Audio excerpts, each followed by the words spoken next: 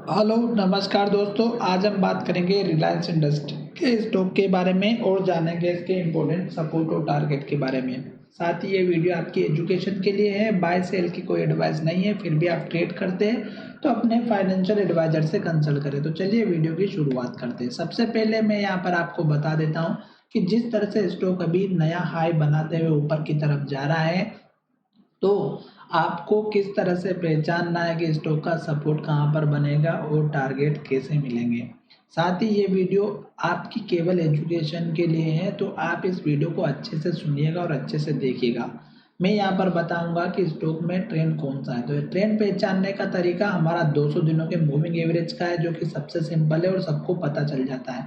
तो यहाँ पर देखिएगा स्टॉक इस लेवल पे 2200 या 2300 रुपये के आसपास स्टॉक था जब स्टॉक ने यहाँ पे हमारा एक अप ट्रेंड का कंफर्मेशन दिया।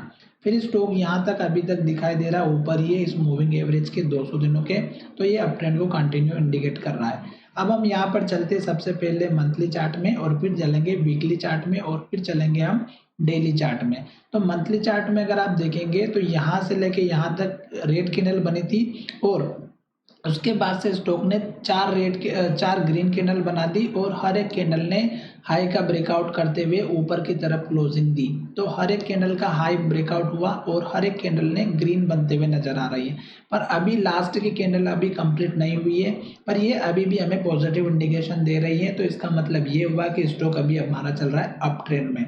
साथ ही यहाँ पर लास्ट का जो हाई बना है वो हम मार्क करेंगे, जो लगभग हमारा बना हुआ है 2600 रुपये के आसपास का। तो 2636 रुपये या 20 रुपये के आसपास का, 2630 रुपये के आसपास का हमारा ये एक मेजर सपोर्ट लेवल बन सकता है आने वाले समय में। क्योंकि अगर स्टॉक में गिरावट आएगी तो मंथली चार्ट पे हमारा ये सपोर्ट लेवल बहुत ही बढ़िया काम करता हुआ नजर आएगा। और वैसे भी स्टॉक अप ट्रेंड में चल रहा है, तो स्टॉक ने यहाँ लो बनाया, फिर यहाँ पे लो बनाया, फिर यहाँ पे लो बनाया जो पिछली बार का ही लो था, फिर स्टॉक ने यहाँ पे लो बनाया, और ये लो अगर आप देखेंगे तो पिछली बार का लो था।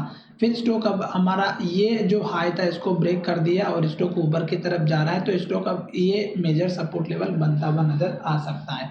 तो मंथली चार्ट में पॉजिटिव इंडिकेशन है। अब हम चलते हैं वीकली चार्ट में। तो वीकली चार्ट में आप देखिएगा कि हमारी कैंडल बनी है डोजी कैंडल, और डोजी कैंडल का मतलब ये है कि स्टॉक अभी अनसर्टेनिटी को बता रहा है। स्टॉक अगर हम देखेंगे तो वीकली चार्ट पे तो हमें पॉजिटिव इंडिकेशन दिखाई दे रहा है, क्योंकि ये जो वीकली मूविंग एवरेज है ये पॉजिटिव इंडिकेशन दे रहा है। और यहीं से स्टॉक ने हमारा जो पिछली बार का हाई था यहाँ पे सपोर्ट लिया और स्टॉक इसके ऊपर जा रहा है। तो ये चीज़ आपको ध्यान में रखना है कि स्टॉक यहाँ से ही, अगर आप कैंडल को देखेंगे वीकली चार्ट की, तो हर एक कैंडल हाई बनाते हुए ऊपर की तरफ जा रही है, और स्टॉक यहाँ तक आ चुका। और अभी भी अगर आप देखेंगे तो स्टॉक ने हाई तो बनाया, पर जो कैंडल बनाई वो अभी डोजी बनाई है। यहाँ पर देखेंगे तो ग्रीन कैंडल बनाई थी। तो ये आपको समझना है कि स्टॉक जब तक हमारे ग्रीन कैंडल बना रही है और हाई बनाते हुए जा रही है और हाई के पास क्लोजिंग हो रही है, तो इसका मतलब पॉजिटिव इंडिकेशन है। यहाँ पर देखिएगा स्टॉक ने ये जो हाई बनाया यहीं पे सपोर्ट लिया और फिर स्टॉक ऊपर की तरफ चला गया।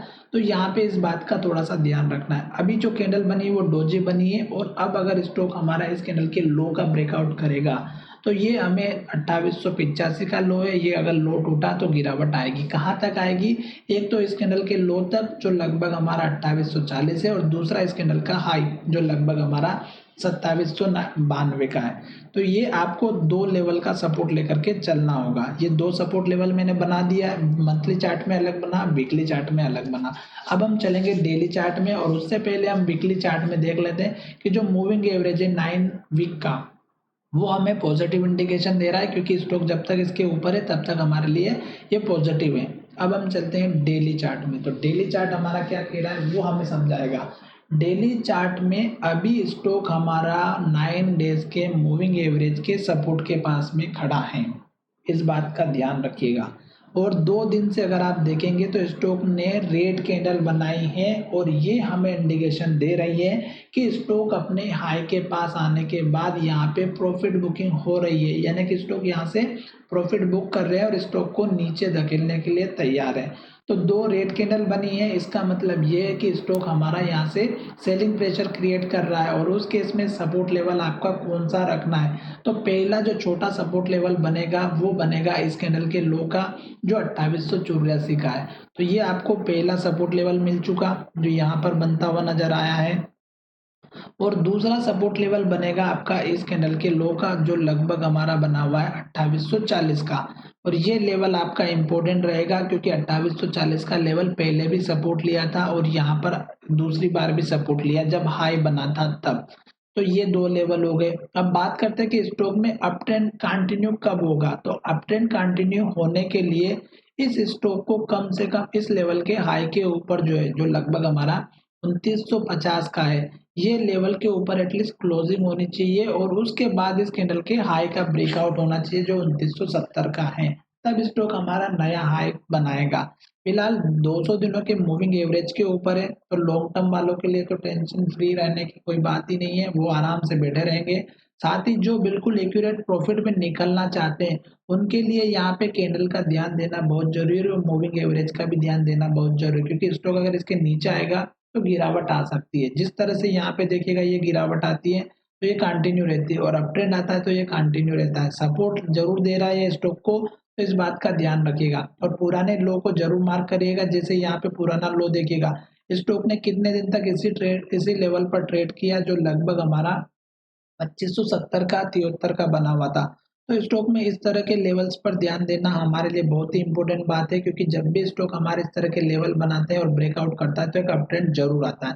तो हाई का ब्रेकआउट हुआ, कितना बढ़िया अप ट्रेंड आया और यहाँ से देखेंगे तो चारों कैंडल ग्रीन बनी और इस कैंडल ने हाई का ब्रेकआउट नहीं किया और रेड कैंडल बना दी और यहीं से गिरावट आई। तो इसी तरह का आपका ध्यान में रखना कि जब तक पॉजिटिव कैंडल बनती है, हाई बनता रहता है, हाई के पास क्लोजिंग होती है, तब तक वेट करना है।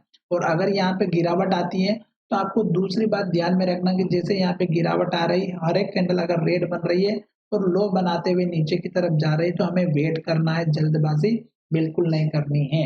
और अभी स्टॉक में मैंने आपको सारी सिचुएशन बता दी है, अभी स्टॉक 1-2 दिन शायद गिरावट में देखने को मिल सकता है, इस बात का ध्यान रखिएगा। तो चलिए वीडियो का विराम करते हैं और मिलेंगे नए वीडियो में।